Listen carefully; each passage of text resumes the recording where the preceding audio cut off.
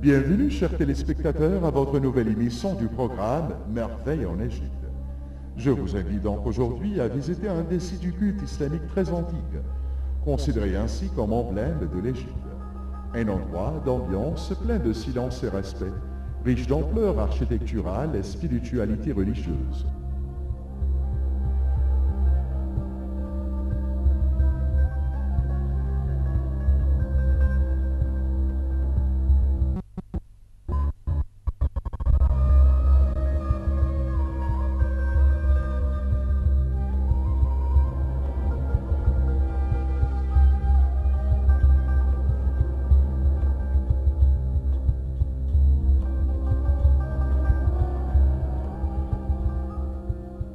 C'est donc la mosquée madrasa immense du sultan Hassan, qui date de 1356 et qui remonte à la période mamelouk en Égypte. Je vous invite donc, chers amis, à suivre ce film documentaire pour découvrir les merveilles de ce site très fameux et ses grands secrets.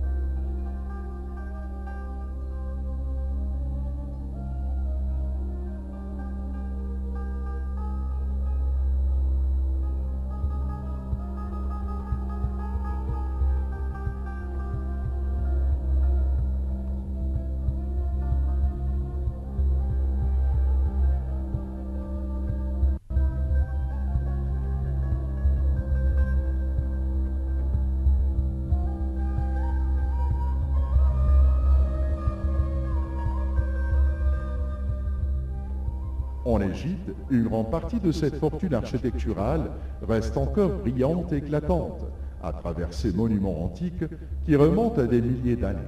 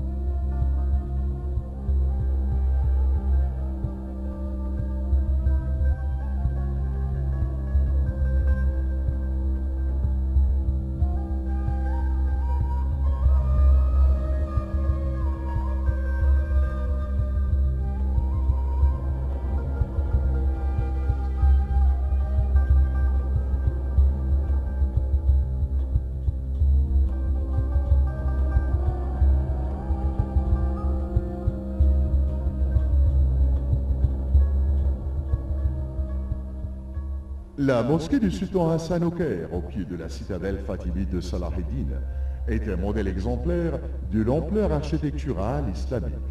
Cette mosquée madrasa ou bien école du sultan Hassan remonte au XIVe siècle, à la période des Mamelouks en Égypte. Un chef-d'œuvre architectural incomparable est considéré ainsi comme emblème de l'Égypte.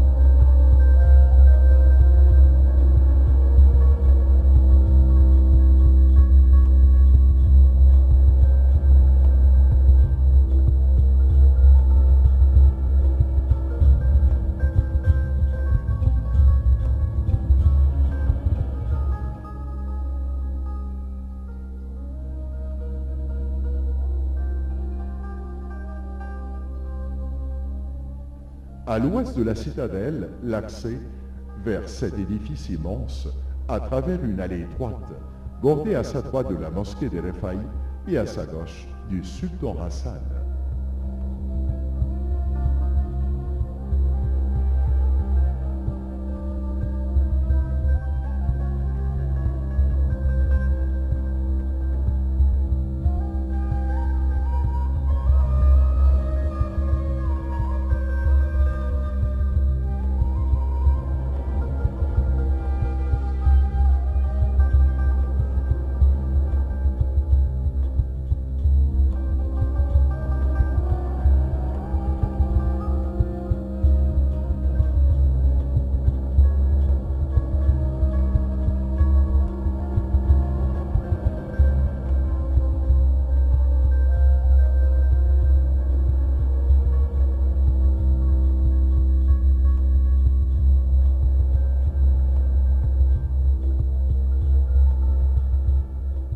Quelques escaliers nous mènent ainsi à l'entrée de la mosquée. La porte d'entrée joue sur la hauteur. Une immense arc ornée d'un décor de Mukarnasa est un témoin de la beauté architecturale du style mamelouk.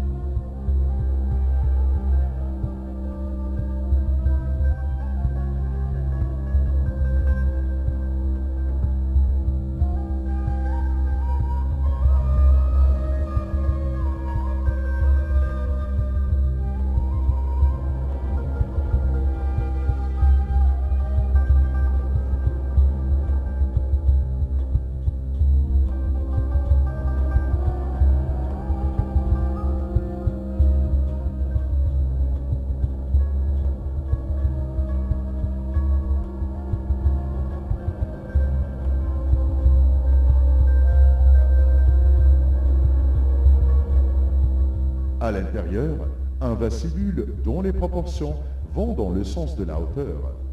La verticalité dont l'architecture médiévale était caractéristique de l'art antique islamique.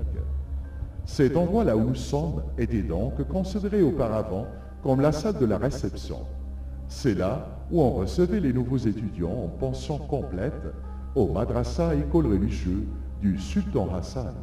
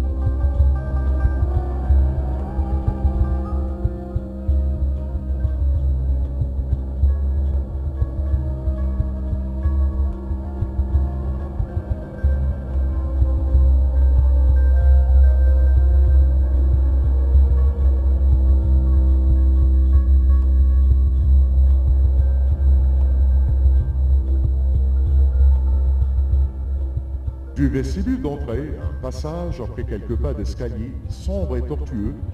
Là, on a donc l'impression qu'on passe à travers une citadelle fortifiée du Moyen Âge.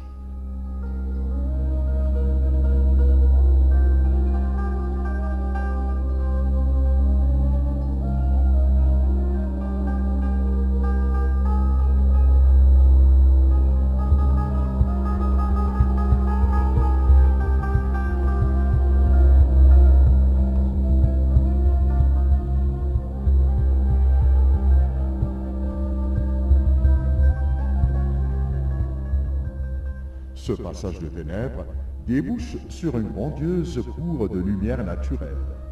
Cette cour vaste à ciel ouvert est à la forme carrée.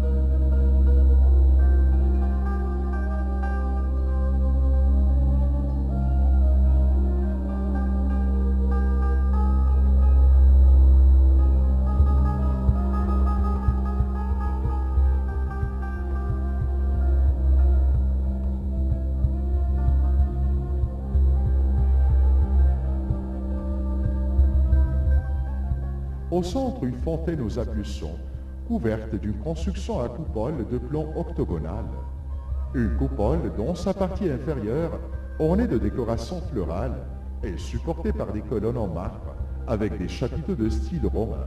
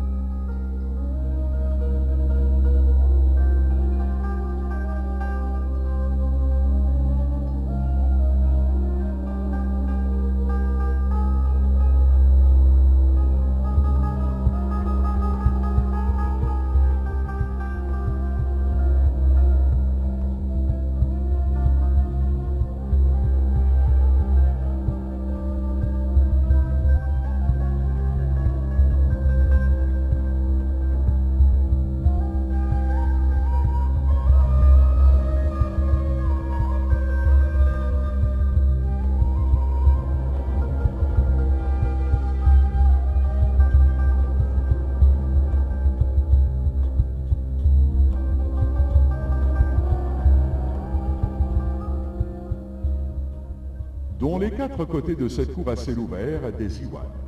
Cette mosquée immense, édifiée par le sultan Hassan à partir de 1356, abritait à l'origine plusieurs importantes madrasas où étaient étudiées les quatre écoles de l'islam sunnites. L'école hanafite, l'école hanbalite, l'école shafaïte et l'école malékite. Dans le temps, la mosquée madrasa du sultan Hassan recevait les étudiants qui voulaient mener des études religieuses avancées. À chacune des écoles, 100 étudiants étaient en pension complète, après avoir terminé leurs études primaires.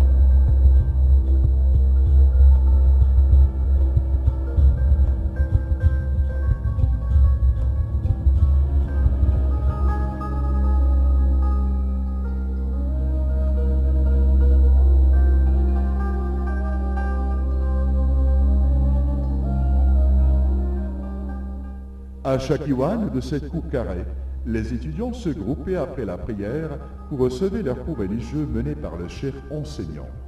L'iwan, grand niche, est couronné d'un arc qui prolonge la cour d'un espace ombragé. Comme à l'extérieur, la cour est marquée par un sentiment de verticalité. Tout semble s'envoler vers le ciel. Une ambiance spirituelle de prière, de silence et respect règne et donne l'impression à une antichambre du paradis.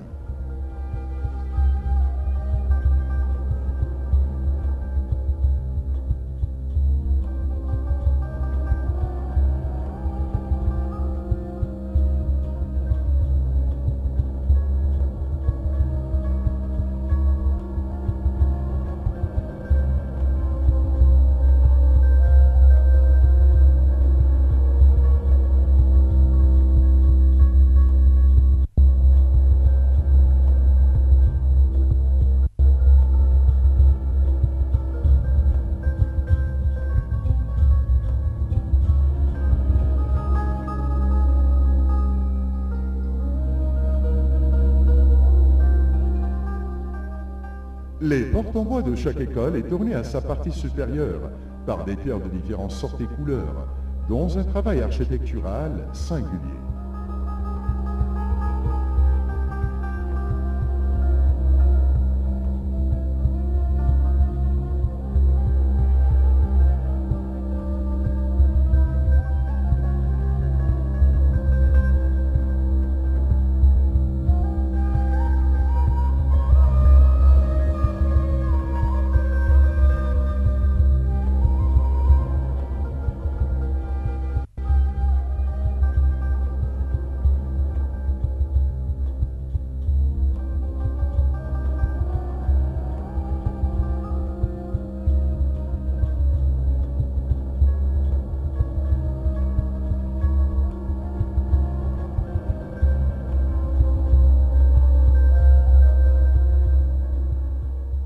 L'Iwan Est, plus vaste que les autres, précède la salle de la prière, dont il est un prolongement extérieur.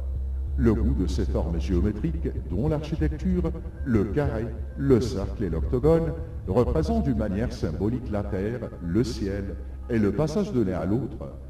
À l'Iwan Est principal, une simplicité ornementale, un bandeau épigraphique d'écriture coranique, en caractère koufique, longe le mur.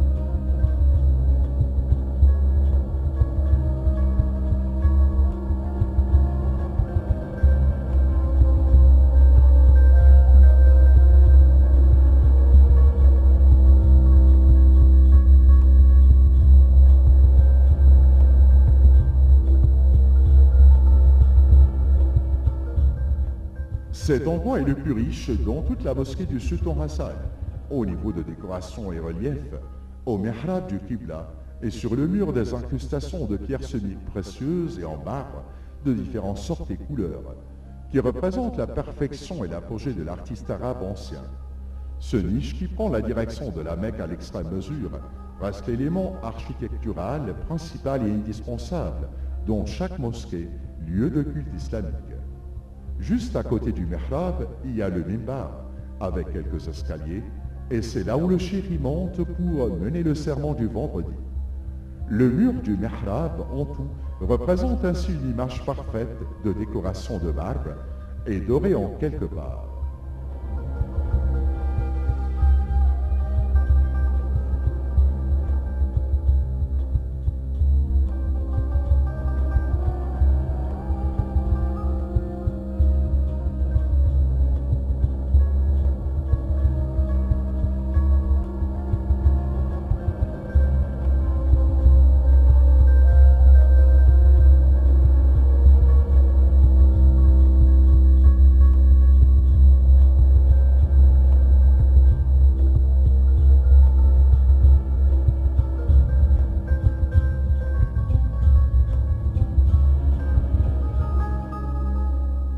À droite de cette image complète et parfaite du mihrab, une porte authentique en bois de cèdre, incrustée de cuivre, nous mène à la salle du mausolée du Sultan Hassan, fondateur de cette mosquée immense.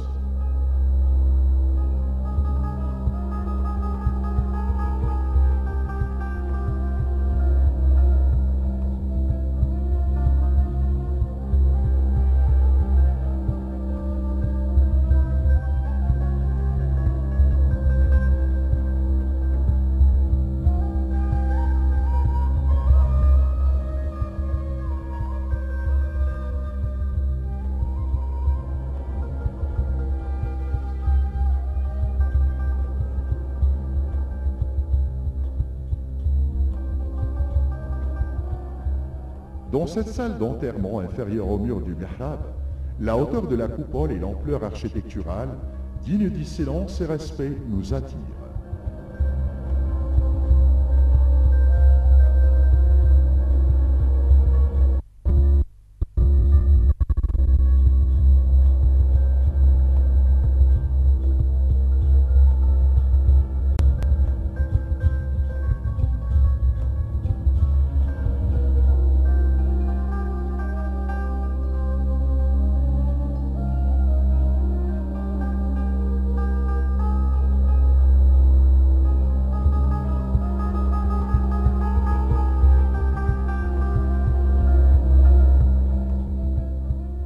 La coupole qui couvrait cette salle carrée représentait en fait un génie architectural lorsqu'il s'agissait du temps de sa construction au XIVe siècle de notre ère, inférieur à cette dôme miraculeuse des fenêtres en mouchrabia où éclairait à l'origine naturellement la salle d'enterrement. Plus bas, quelques versets coraniques en relief bordent la moitié.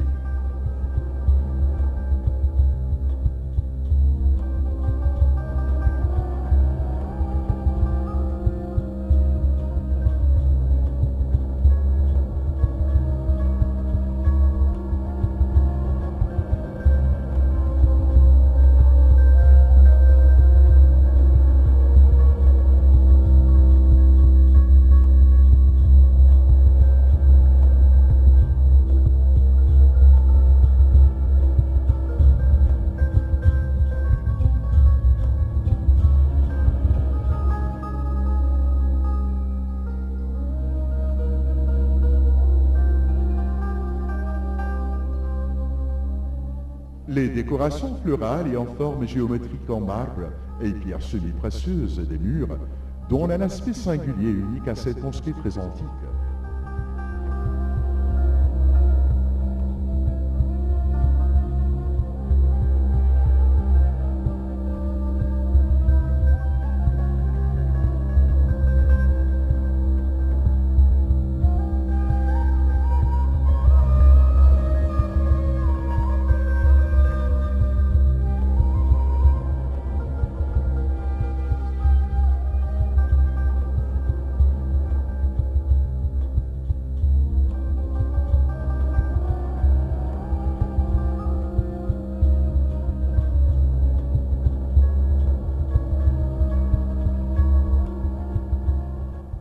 Le tombeau du fondateur de la mosquée est au milieu, entouré ainsi par une bordure en bois à la forme carrée, style de travail d'arabesque, purement arabe et islamique.